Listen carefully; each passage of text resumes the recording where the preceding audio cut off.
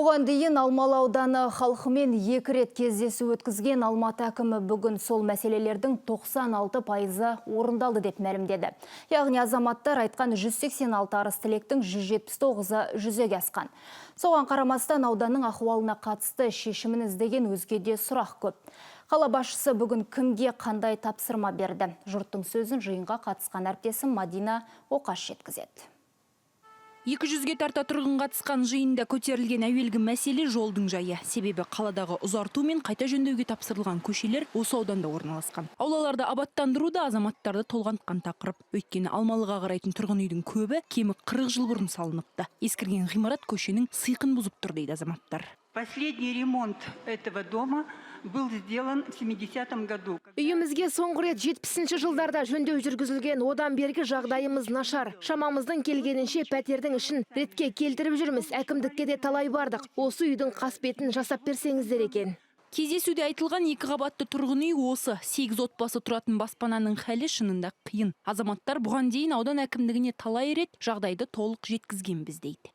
Мынадай жөндеуді қайта жаңартуды қажет ететін аулалар ауданда көп ақ. Тек мына үйдің азаматтарына емес, жалпы өткен кеткен жұртқа, көрер көзге әдемі болу үшін халық қатысатын бюджет атты бағдарлама бар. 1 қыркүйекте осы жобаның 2-ші кезеңі іске қосылады.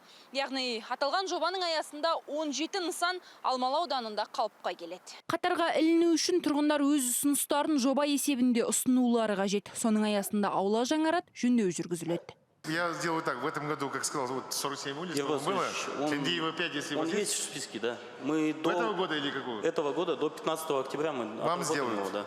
Осыған ұқсас сұрақ көп. Жалпы биыл қасбеті жасалуы керек болған 47 үйдің 27-сінде жұмыс аяқталған. Қазанның соңына дейін аудандағы 50 аулада жөндеу бітпек. 50-х годов постройки. 50-55 жылдары салынған үйіміздің мәселесін бұған дейінде бірнеше рет айтқан едім. Сіз өзіңізде келіп көріп кеткенсіз, бірақ әлі ешқандай шешім жоқ. Біздің аумақта жаңарту жұмысы бола ма жалпы? Ерболат Досаев істің шешім тауып, нәтиже көрсету үшін тұрғындардың сауалына тікелей басқарма басшылары мен аудан әкімдіктерін, сондай-ақ жауапты өкілдерді жұмылдырды. 14% несогласных. Тұрғындардың 14%-ы жұмысты бастауға келіспей тұр. Әсіресе бақшаға шығатын жолы бар 1-ші қабаттағы көршілер құжатқа қол қоймаған. Біз бұл аумақ бойынша жан-жақты тексеру жүргіздік. Мы все готовы, и инвестор готов. Біз дайынбыз, инвестор да күтіп отыр, бірақ азаматтардың келісімінсіз ешқандай жұмысты бастай алмаймыз. 14%-ның жетеуі көнеді дейсіз. Қалған 7% қарсылықты не істейміз? Өкініштісі 100%-дық келісімді алмайынша бізде де күтуден амал жоқ. Кездесу негізінен Алмалыда өткенімен бас қосуға күттірмейтін шұғыл мәселесін айтып, өзге ауданның азаматтары да қатысты. Ылғи 15-16 этажды үйлер Ташкентскіден бастап қаптаған. Бір демалатын саябақ қайда бізге? Ол, ең болмаса барып бір демалмаймыз ба? Өлердіңіздің алдында бір-екі күн болса да дұрыс таза ауаны жұтайық та. Дым жоқ қой, дым жоқ. Қаптатып салып атсындар жаңағы. Аға, айтқаныңыз дұрыс. Адресіңізді айттыңыз ғой.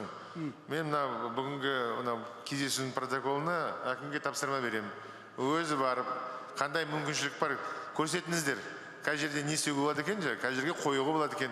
Онда осы жылы жүргізмесек қазір, өткен күз ғой. Бірақ ендігі жылдың басында көктемде істеп береді. Қаражатты бөліп беремін. Рахмет. 2 сағатқа созылған кездесуде азаматтар жазбаша сауал жолдауға мүмкіндік алды. Қозғалған мәселелер күн тәртібіне еніп, жуық арада қарастырылатын болады. Мадина Оқас, Ялкынжан Әшімжанов, Алматы телеарнасы.